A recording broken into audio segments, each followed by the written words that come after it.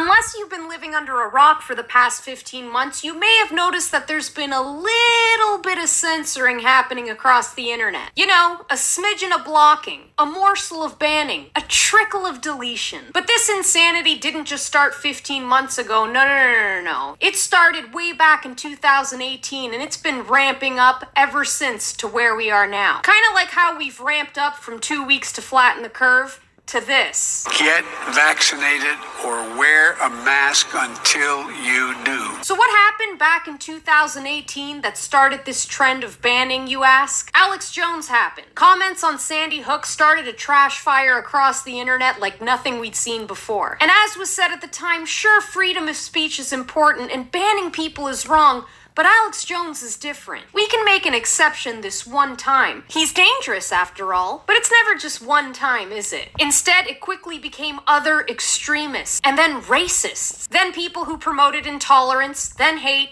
and so on and so forth. That one-time exception eventually even reached the President of the United States. So after all of that, who's left?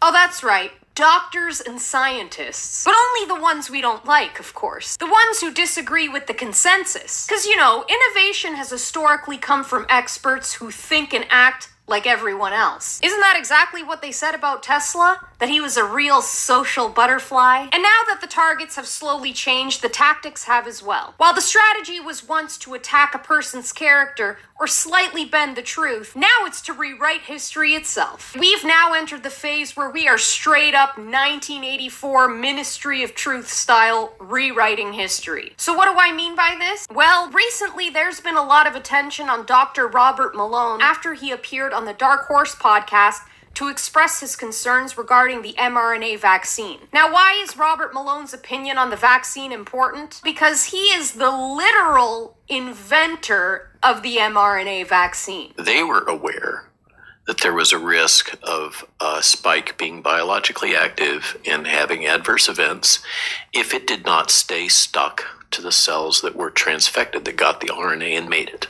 Okay, and they used a genetic engineering method of putting a transmembrane domain on it to ensure that it stayed anchored and stayed put.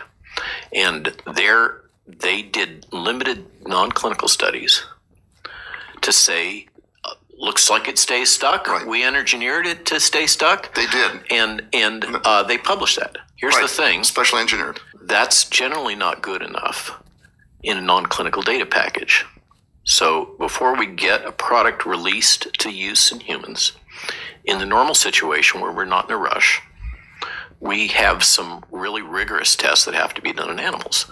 And revealing that spike gets cleaved off of expressed cells and becomes free is something that absolutely should have been known and understood well before this ever gotten put into humans. So I'll just leave it at that. Here come the thought police. I'm sorry, sir, but you've had too much to think. We're gonna have to revoke your medical license. Unsurprisingly, he's been attacked online due to his relevance to the conversation, and social media scientists have made shallow attempts to attack his character. But like I said, none of that was enough this time. It goes even further. By visiting an archive of Wikipedia's RNA vaccine page on the Wayback Machine, we can see that on June 14th, he was extensively included in the history section of the page. The page reads, in 1989, Robert W. Malone, P. Felgner et al. Developed a high-efficiency in vitro and in vivo RNA transfection system using cationic liposomes, which were used to directly introduce RNA into whole tissues and embryos, as well as various cell types. The term and idea of RNA as a drug is first described in this paper. Then in 1990, John A. Wolfe and Robert W. Malone demonstrated the idea of nucleic acid encoded drugs by direct injecting in vitro transcribed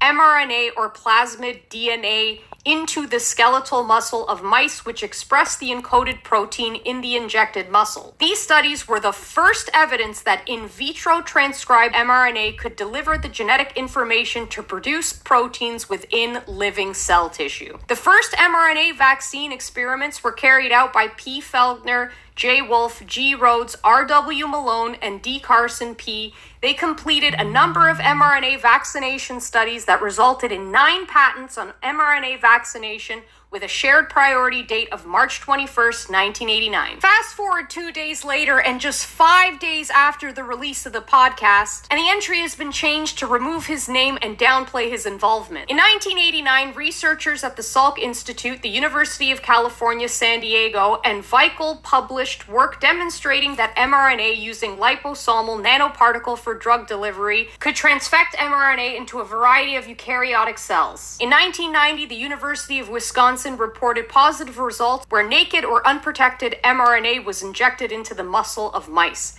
These studies were the first evidence that in vitro transcribed IVT mRNA could deliver the genetic information to produce proteins within living cell tissue. The use of RNA vaccines goes back to the 1990s. The in vitro demonstration of mRNA in animals was first reported in 1990, and the use of mRNA for immunization was proposed shortly thereafter. In 1993, Martinin demonstrated that liposome-encapsulated RNA could stimulate T cells in vivo, and in 1994, Zhu and Berglund published the first evidence that RNA could be used as a vaccine to elicit both humoral and cellular immune response against pathogens. Since this June 16th edit to remove Robert's name, further revisions and edits have been made to leave the page a ghost of what it once was. Hungarian biochemist Katalin Karikó is now praised as the pioneer of mRNA vaccines. And why would that be? Well, because she's the senior vice president of BioNTech. You know, the creator of the Pfizer-BioNTech vaccine. I imagine that it really wouldn't bode well for BioNTech to acknowledge the actual inventor when he vehemently disagrees with how this technology is currently being used. She also just so happens to be a Hungarian communist spy, but that's a topic for another video. Now, what makes this all especially concerning isn't really Robert Malone's contribution to this scientific discovery. What makes it especially concerning is that this entry is not only discrediting him, but this is revisionism of history. The literal rewriting of someone out of their own scientific discovery. Maybe someday, if we find a journal where Einstein espoused something that we don't quite like, we'll witness some more of this revisionism to history. And rightfully so. Because history doesn't belong to those who make it, it belongs to those who publish it.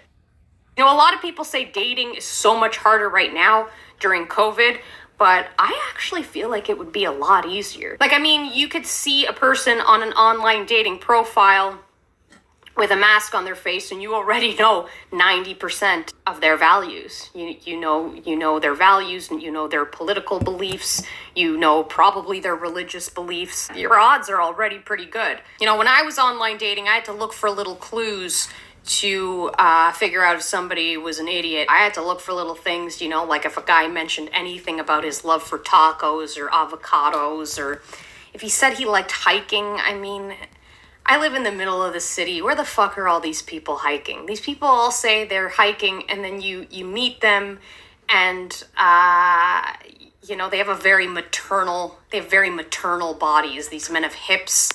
They have big fat asses. They're more voluptuous than I am. And I'm like, where are you hiking? Trekking up 2 floors in your building because your elevator is always broken because you live in the middle of the ghetto. I wouldn't really call that hiking.